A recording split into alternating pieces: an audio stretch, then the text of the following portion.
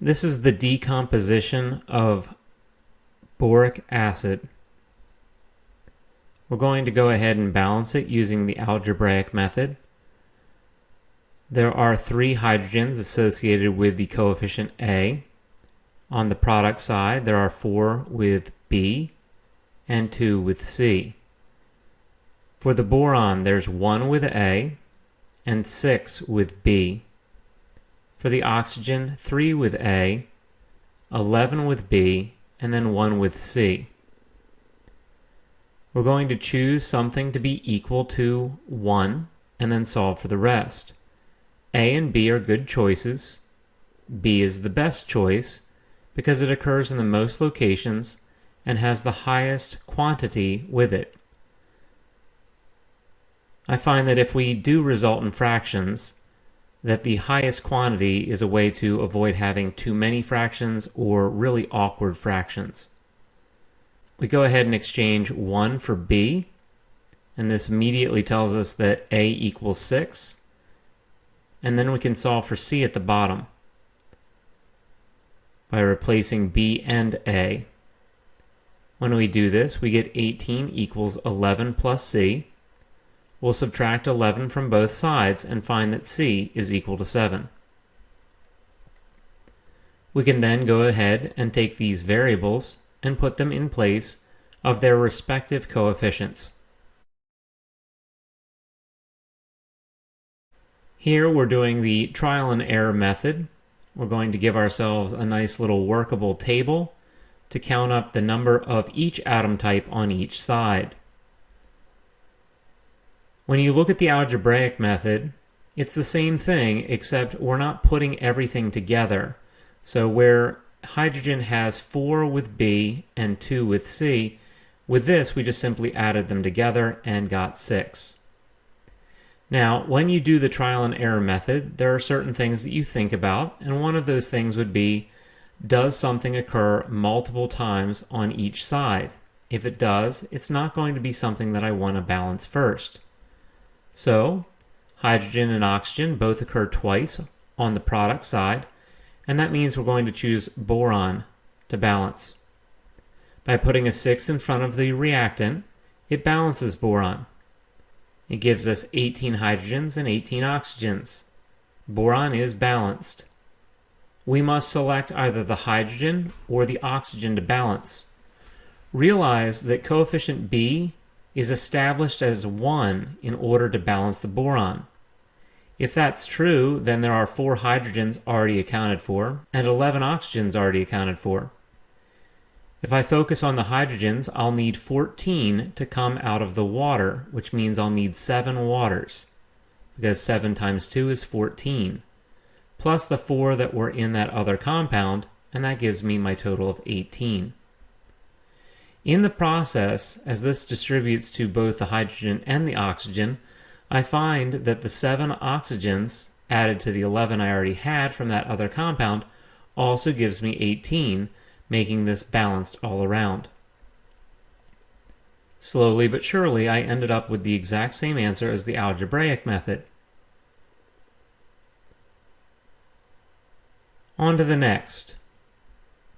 We have calcium carbide reacting with nitrogen to produce calcium cyanide and carbon. We have 1 calcium on each side, allowing us to see that A and C are going to be equal. We have 2 carbons associated with A, 1 with C and 1 with D. And the nitrogens, we have 2 with B and 2 with C, telling us that B and C are also equal. So if A is equal to C and C is equal to B, then A, B, and C must all be equal.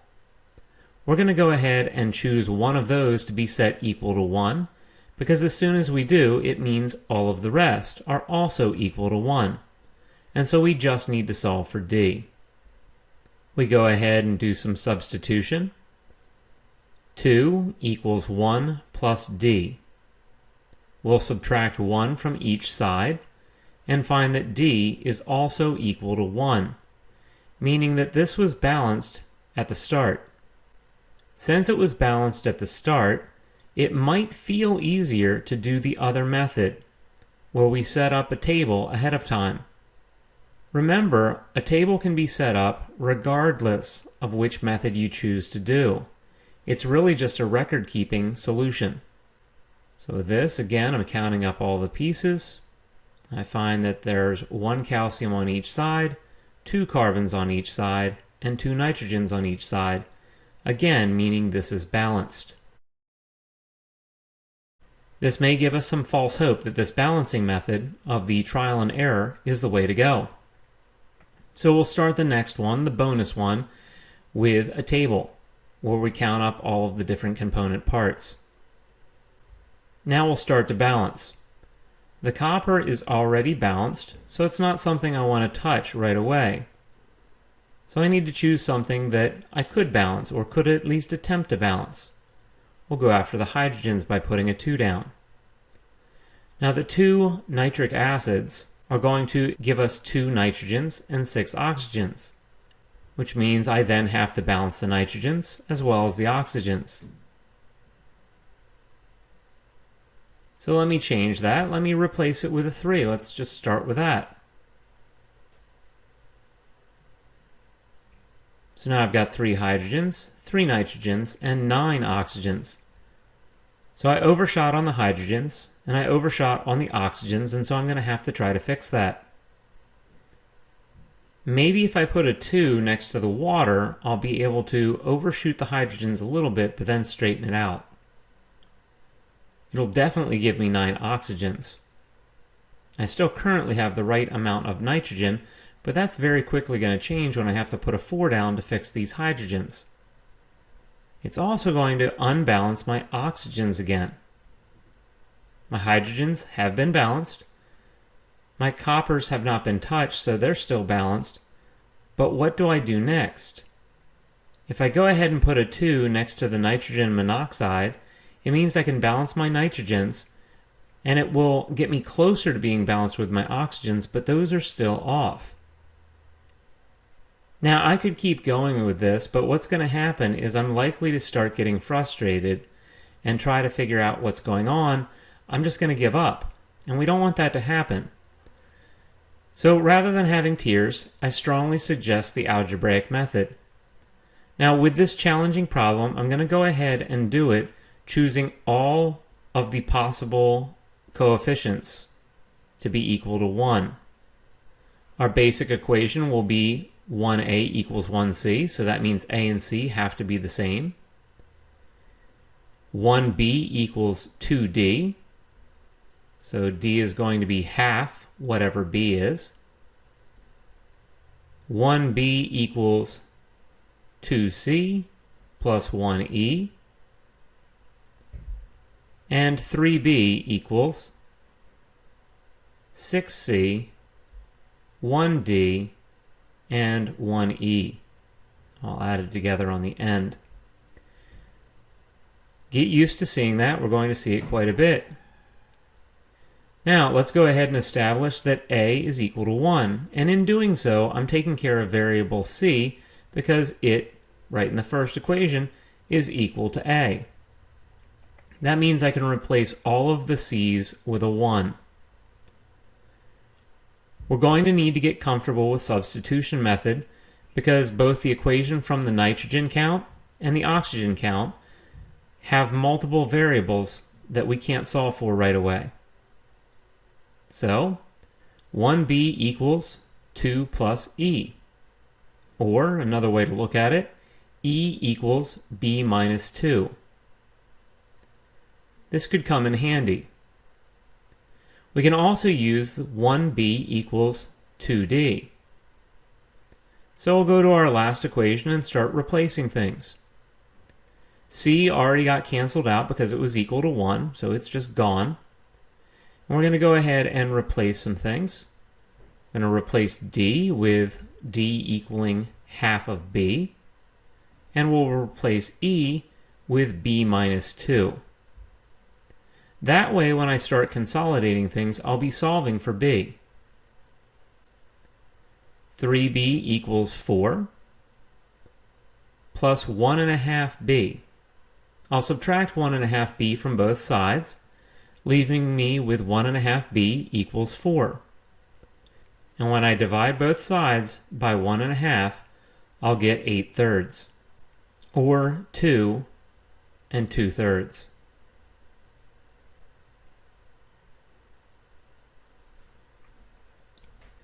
Once I have b, I can go ahead and insert it in this equation that I already used for substitution that will tell me that e is going to be equal to 2/3, because I'm going to subtract 2 from b, and b is 2 2/3. So e is 2/3. I can now go ahead and take b and insert it into my d equation. D equals half b. Well, b was 8/3, and half of 8/3 is going to be 8/6. 8/6 can be rewritten as 4/3, or 1 1/3. I have solved for a and c because I selected a to be equal to 1. I now have b, d, and e. All of them have fractions of a third of some sort. So if I just triple everything, I'll have my final answer of 3, 8, 3 again, 4, and 2.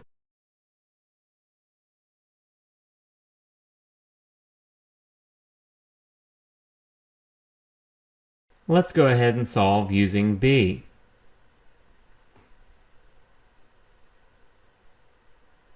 As I said, get used to seeing those equations. Again, let's solve b equal to 1. We'll go ahead and cross out all those b's because anything times 1 is itself, so might as well just ignore that it's there. We get 2d equals 1, which when we divide both sides by 2, we'll get that d is a half. So we now have b and d. We're going to need to use substitution method because c and e are together. And so we're going to have to do something where we just solve for one of them and then the other. Substitution method is going to be our best bet. My final equation, the one generated from oxygen, we can go ahead and rewrite that as 3 equals 6c plus a half plus e, or 2.5 equals 6c plus e. With the other one, we can go ahead and write 1 equals 2c plus e, and if we want to get e by itself, we can go ahead and subtract 2c from both sides, and now we could use that as substitution in that last problem. So we can solve for c by itself. So now we have 2.5 equals 6c plus 1 minus 2c. Consolidating things allows me to have 1.5 equals 4c. Let's divide both sides by 4.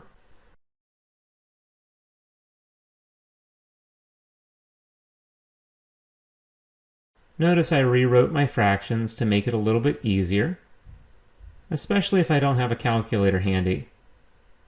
C is equal to 3/8, and knowing that C is equal to 3/8 means that A is equal to 3/8. So I have B, D, C, and A. I just need to figure out what E is.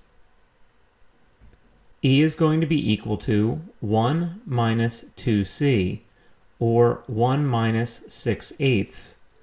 6/8 could be rewritten as 3/4. 1 minus 3/4 equals 1/4. Since an eighth is my smallest fraction, I'm going to multiply everything by 8. This will still be manageable by my quarter and my halves. This gives me 3, 8, 3, 4, and 2. Just like the last time. Let's go ahead and solve with d equal to 1. In doing so, we immediately find that b equals 2. We can now cancel out both b and d by using substitution method. And we'll go ahead and do that last one. 3 times 2 is 6, equals 6c plus 1 plus e. We'll go ahead and consolidate. 5 equals 6c plus e. And if we wanted to get e by itself, we'd go ahead further still and do 5 minus 6c equals e. This will come in handy when we do substitution method. We can now go ahead and place the e into this equation where it solves for c. So we'll go ahead and do 1 times 2 because 1b equals, so 1 times 2 is 2. On the other side of the equation we have 2c plus our substituted 1e, which is 5 minus 6c. Consolidating everything gives us 2 equals 2c plus 5 minus 6c. Pushing things together now, 2 equals 5 minus 4c, or negative 4c plus 5. I like to see it as 5 minus 4c. Consolidating things further, we'll subtract 5 from both sides and we get negative 3. Well, negative 3 divided by a negative 4 gives us a positive 3/4 or 3/4 for c. If we have c, then we also have a. We can now plug that value in to our e equals 5 minus 6c, and we'll find that e is a half. Again, since it wasn't written out clearly before, once we had c, we also had a. We can go ahead and put all of our coefficients in after we've multiplied them by 4 to bring them all up to whole numbers. Because a quarter, in this case 3/4, but a quarter is our smallest fraction. So if we multiply everything by 4, we'll find that we have 3, 8, 3, 4, and 2 for our coefficients, just as we did on our previous attempts. One last time. This time we're going to use e equals 1. This time with e equals 1.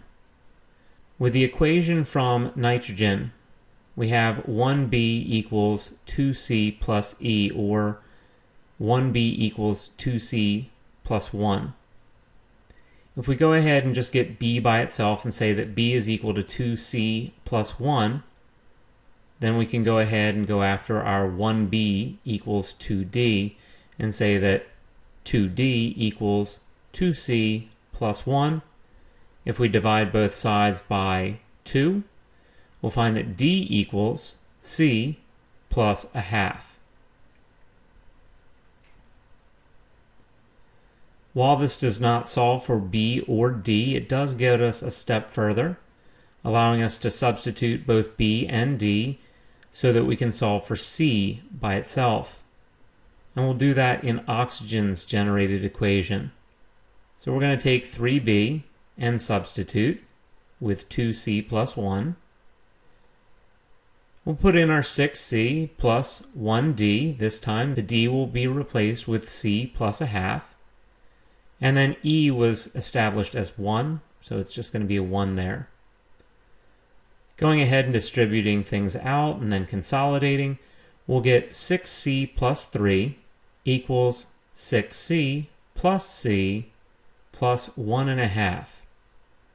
Since there's a 6c on each side, we can just cancel it out because we'd be subtracting it from both sides at some point.